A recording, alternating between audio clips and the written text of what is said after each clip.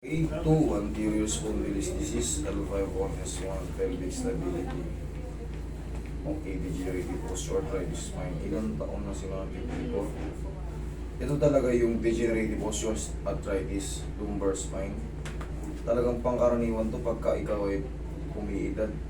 Pero, mas nagiging ano lang to, mas nagiging agresibo yung sakit niya pagka ano. Pagkatulad nito, meron kayong grade 2 spondylosis. Alam niyo ba ibig sabihin niya? Na-explain sa inyo yan. Pagkasira talaga ng ganito. Sa pamaster, nanaklan ako sa tuya. Ayun, dun, ibig sabihin kasi niyan, malakas na impact. Kasi bumagsak yung pet ko talaga. Yan, wasak to. Kumbaga, nagbabago lang naman ang katawagan niyan sa mga medical term. Depende kung saan tumama. Katulad nito, anterior, ibig sabihin paharap. Yan, magbabago lang yan. Pero ang shortcut pa rin yan, sa mga hindi nakakaalam, ang shortcut pa rin yan, yung mga spondylosis, spondylosis, stenosis. Ganun pa rin ang shortcut yan. Sira o pirat. Yun lang ano nun. Yun ang pinaka shortcut. Sa mga, yung mga narrowing, o ano ba yung madaling intindihin eh. Ngayon, tapos, pag marami yung sinasabing multi-level, yan mga yan. The same lang yan, mas maliliit lang kasi yung mga sa cervical. Pero yung pag ganyan, annulus pa rin ang tawag dyan. Bis. Sa loob, meron nga tinatawag na pag sa sobrang pirat na kasi, siyempre yung sustansya niya, meron sustansya sa loob. Parang itong buto, meron niyang tinatawag na bone marrow. Pati yung naaapektuhan. Kaya sobrang kirot na. Ngayon, pag ikaw meron kang ganito, makakaramdam ka na ng mga kahit konting kilos lang sa paghiga, babangon. Talaga parang edad na umiidad talaga, kumbaga konting ano lang, nagbuhat ka na ng tabo pag yuko mo. Aray. So sa pagkabagsak mo sa duyan, hindi man masyadong na-damage yung ano yan. Yun na nga, spondylosis na nga, oh. Grade 2. Meron yan tinatawag, grade 1, grade 2, grade... Kumbaga, mild, moderate, severe. Ako nasa Ak. nasa moderate pa lang. Master. Grade 2 to ma'am eh. Spondylosis na rin ang tawag. Ang grade 1 is spondylosis. Magkano yan eh. Ngayon dito naman, tignan mo yung Bakit yung tignan mo yung kanan spine. lagi is nasa Yun. Ito nga yung susunod na tanong ko eh. Tignan mo yung ano mo, parang medyo, nakikita mo yung lumbar instability mo. Tignan mo yung baba. Ano talaga, ang laki ng epekto. Kita-kita mo talaga ito. Yan na. Tignan mo ito, parang puno ng nyog. Maganda yung pinaka niya, guhit-guhit niya. Ganda yung guhit-guhit niya. Ganda yung guhit-guhit niya. Pagdating dito sa susunod, yung pinakababa, okay, lumihis. Ibig sabihin, wala na talaga instability yung ganito. Maaring sa mga kilos-kilos yun na simple lang. Pag napuwersa ka na pababa, nagwalis ka lang, may posibilidad siyang sumakit, mami. Pero master, may time naman na okay Good. lang. Opo. Tapos mayroon naman time sobrang sakit. Pag Ganito hindi kasi ako yan, matagal, ganito nga kasi, sabi ko nga sa inyo, mas mabilis na siyang mag-trigger kasi wala nang depensa. Yung kabila, purit na pirat.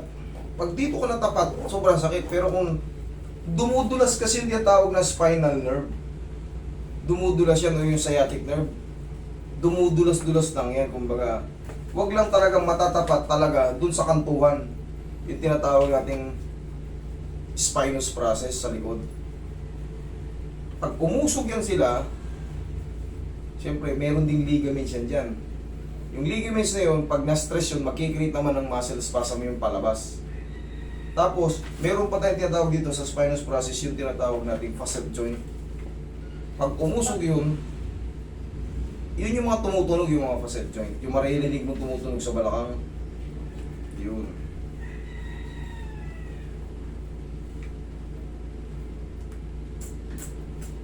Mami, ito ang assessment ko dito.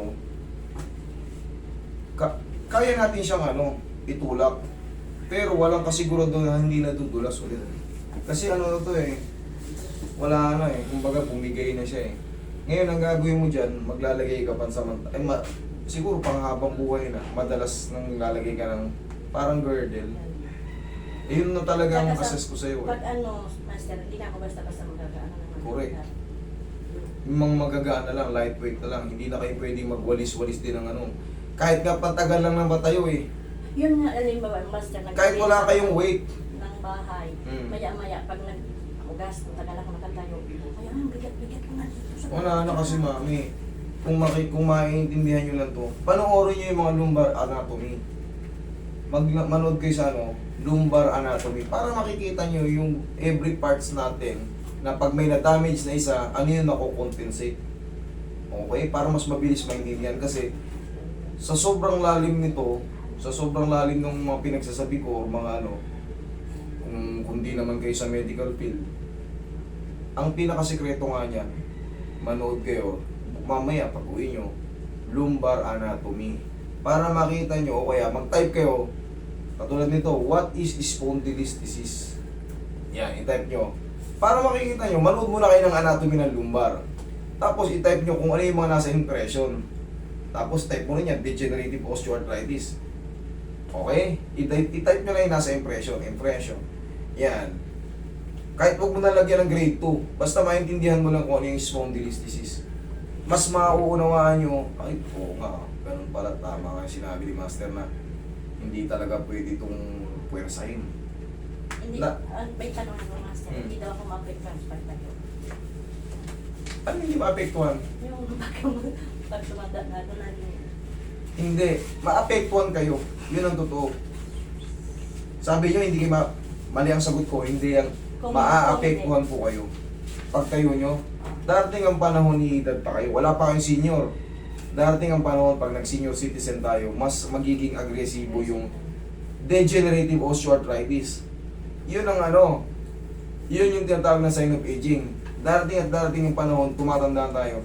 Kung mapapansin nyo sa labas, di ba, pag bata pa tayo, makinis pa, kumbaga, pantay pa, banat pa. Pag umiidad tayo, mapapansin nyo kumukulo tayo, natutuyo tayo. Ganon din sa loob. Kung meron ka ng degenerative osteoarthritis, tumatanda pa lalo yun. So pag tumanda lalo yun, itong L5S1 mo, na ngayon sa kasalukuyan, ang sira, yung degenerative na yan, bibigay itong kasunod. Bibigay yan. Pag bumigay yan, katagalan, bibigay na rin to. Lahat yan. Pero pangkaraniwan lang yung tayo umiidad. Mas madali nga lang. Kumbaga, mas agresibo siya. Yun ang pinakatotoo. Pagka ito, na-adjust natin, Sakit, master, minsan. umanda yung pakaramdam ko. Pero yun lang, iiwasan nyo yung mga part na mga kilos nyo, yung pagwawalis ng ganyan. Yan pa naman Ako. trabaho sa bahay. Huwag na huwag nyo gagawin yan. Kaya ang feeling nyo, ang bigat ng pakaramdam yung pagtapos. Dugtungan nyo yung walis nyo. Lagyan nyo ng PVC. Kung mawalis kayo. Para kayo may tuwid. Pero yun ang safe eh. Yun ang safe eh. Kasi yung kakawalis natin ng ganyan, minsan di na tayo makabalik.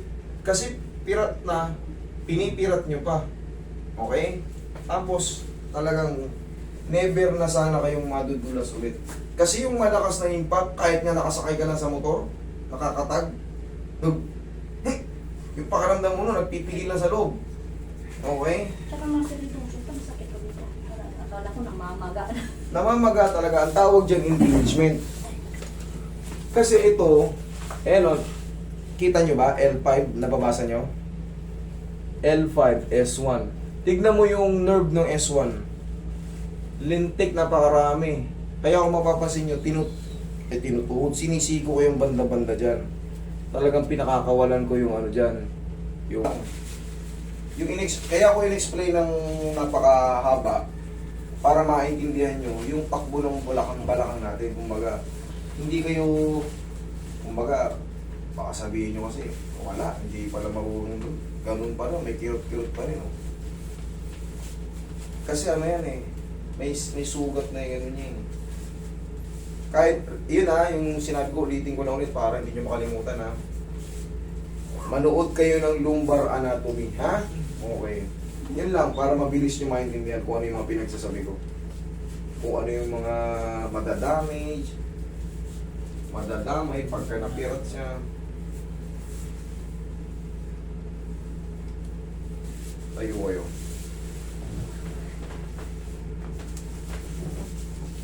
Relax lang.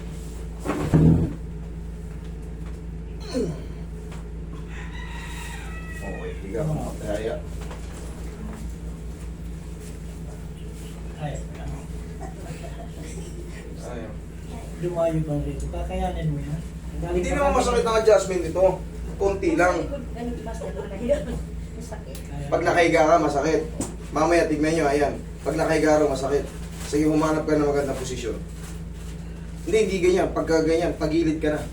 Pag nakahiga ka, hindi ka na Pero maayos. pag ganito, medyo may konting pero Habang tumatagal yan, patagal ng, pag mga ilang minuto pa, masakit na yung kirot na yun.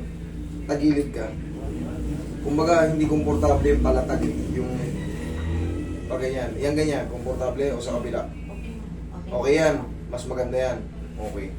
Hahanapin natin muna yung posisyon kung saan siya maalwan bago i-adjust. Kasi pag pinilit natin patihaya, kasi hahatakin ko muna sana eh. Pwede nating ibaliktad-baliktad yun. Pwede nating unahin muna yung kung saan maalwan para pagdating ng tihaya niya, mas bearable. Kasi pag hindi siya, kumbaga mayroon talagang kumikirot, tapos hinatak mo, ibig sabihin, mahahatak mo yung mali, mas masasakit.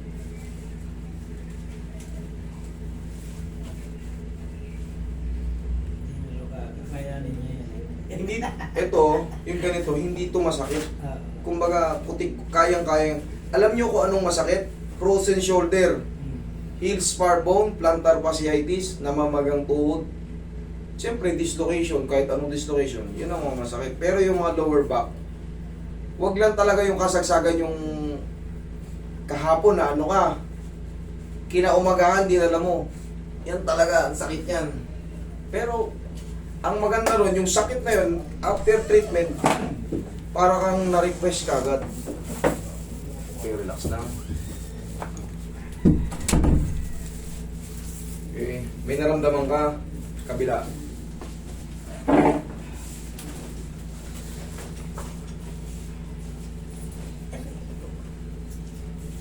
Okay, relax lang. Isa pa. Okay, haya ka ngayon. Ayan. okay lang. Tignan mo ngayon yung difference.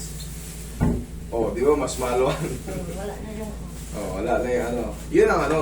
Kaya ako ini-explain niya sa inyo kasi tulong ko na rin to sa mga followers ko na Master, paano yung gawin tong paano ganito.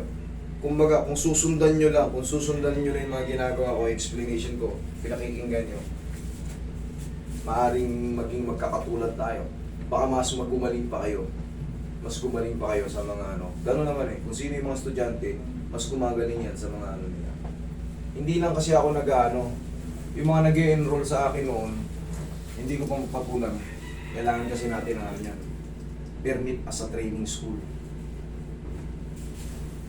Medyo malaki-laking proseso pa yan. Pero nagpapatagal lang ako ng konti rito sa Pinas.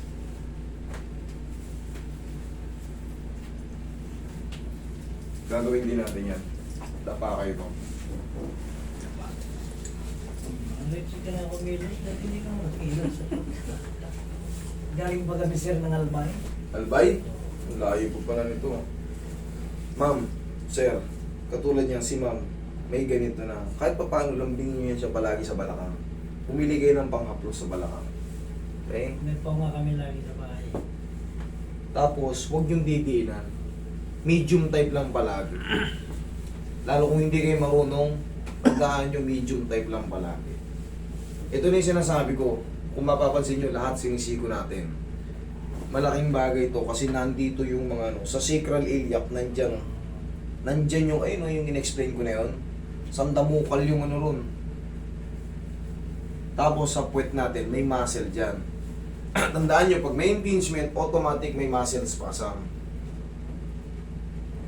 Kaya dito, walang babae, walang lalaki, automatic tatamaan talaga ron.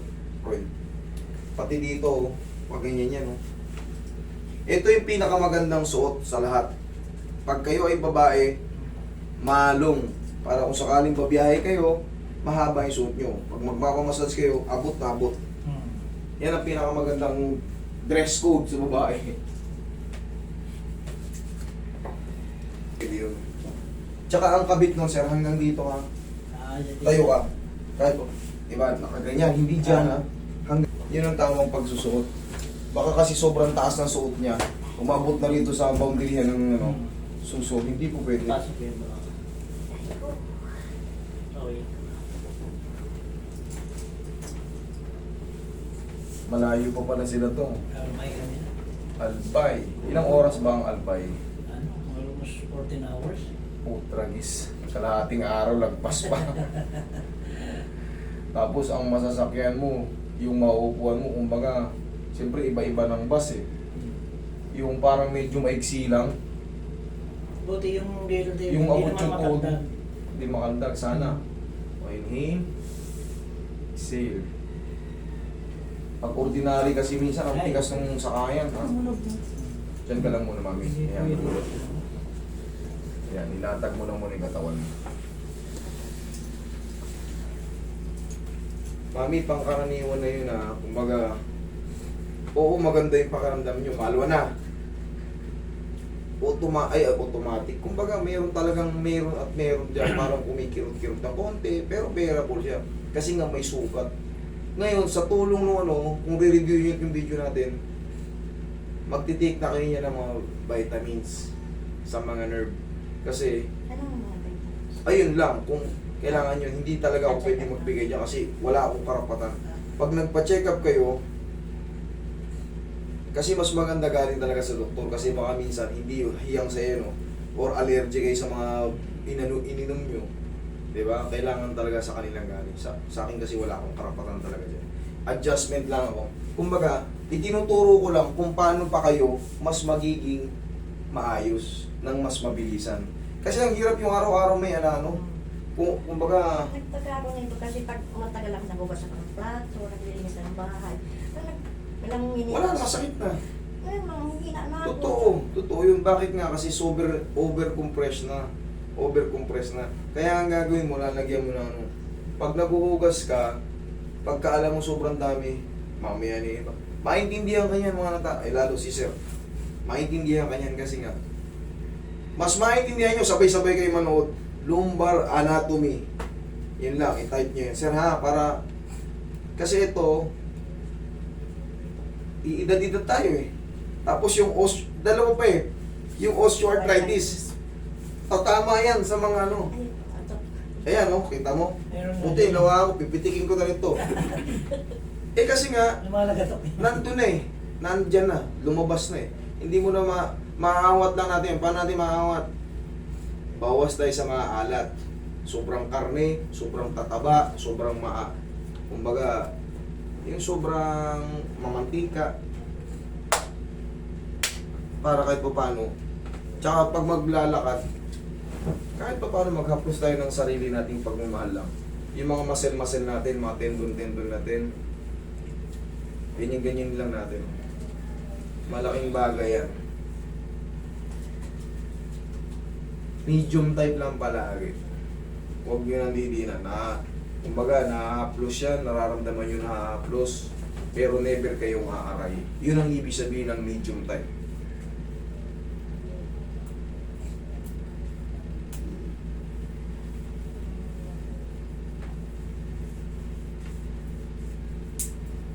Dito kahit tumagal tayo sa paliwanagan, kahit tumagal yung video natin, ang mahalaga lubusan yung naintindihan.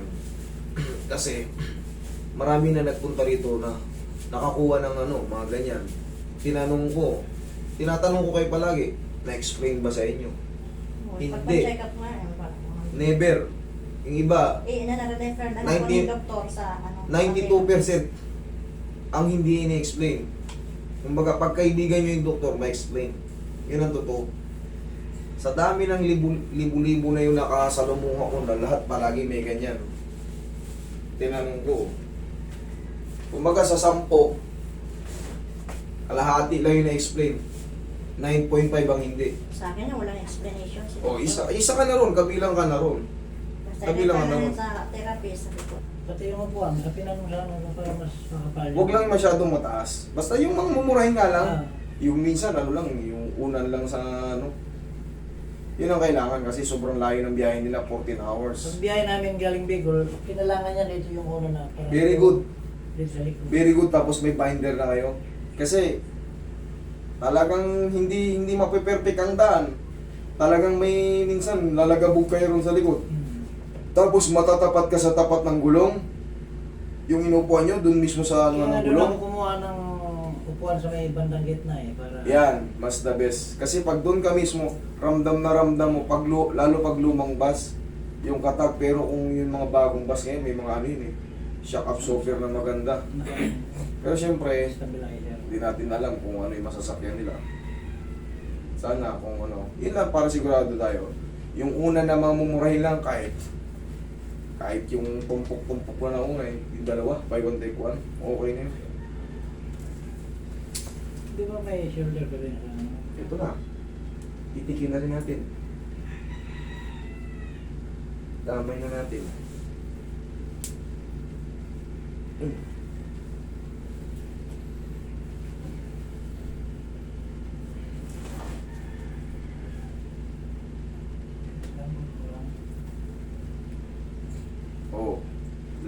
Walang sabit. wala.